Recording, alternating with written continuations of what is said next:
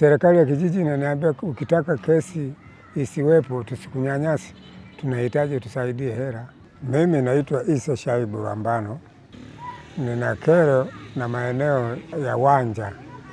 Serikali ya kijiji inakuja tuomba hapa mbele mzee, sisi tulikataa kutoa uwanja. Leo wanakuja wanasema uwanja babako alishatoa mwaka 2000.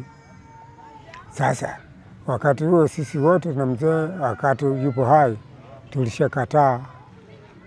Leo wanakuja kuninyanyasa mimi, ikiwa hapo mimi nimetoa eneo karibu heka 25, wamejenga sekondari Runa, wala 100 mbovu sijapata, lakini bado tunapoishi na sisi familia yetu ipo pana sana, lakini wakati huo sisi ndio wenyeji wa kufika hapa wa kwanza kuishi hapa.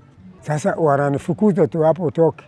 Sehemu za kuishi ipo kweli, taratibu za serikali zipo hivyo. Serikali ya kijiji inaniambia ukitaka kesi isiwepo tusikunyanyasi, tunahitaji tusaidie hela. Mwenyekiti wa kijiji pamoja na mwenyekiti wa ujenzi walikuja kunishawishi maneno hayo, na hii yote changamoto ninayopata nayo mimi shida. Huyu diwani nilimwambia kuwa anayechochea ugomvi huu ni mratibu kata, ili eneo nalihitaji afanyie, ajenge guest hoteli and bar, na mahaidi hela nyingi watapewa. Kwa jina mimi naitwa Shabani Isa Yela, ni mwenyekiti wa kijiji cha Mtalapachani. Changamoto ya pale kwa bwana Isa Ndwange, ile eneo lina serikali ya kijiji, lilipatikana kisheria.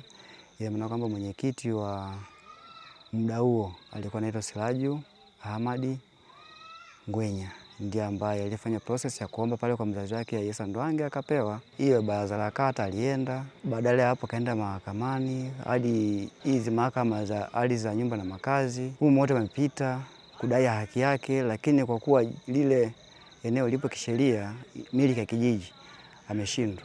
Mahakama iliamua eneo ni mali ya kijiji. Kwa jina naitwa Omari Twaibu Ngunga, ni diwani wa kata ya Ruegu. Kwa maelezo ya polisi kata, aliniambia kuna vielelezo alivyovitoa ofisi ya serikali ya Mtalapachani kama mwenyekiti pamoja na mtendaji, kuonyesha ile eneo tayari lilishatoka hukumu mahakamani.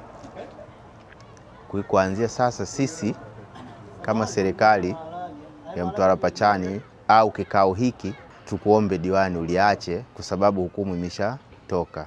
Kwa mimi binafsi naendelea kulichunguza kama diwani, kwa sababu sijapata vielelezo vya pande zote mbili.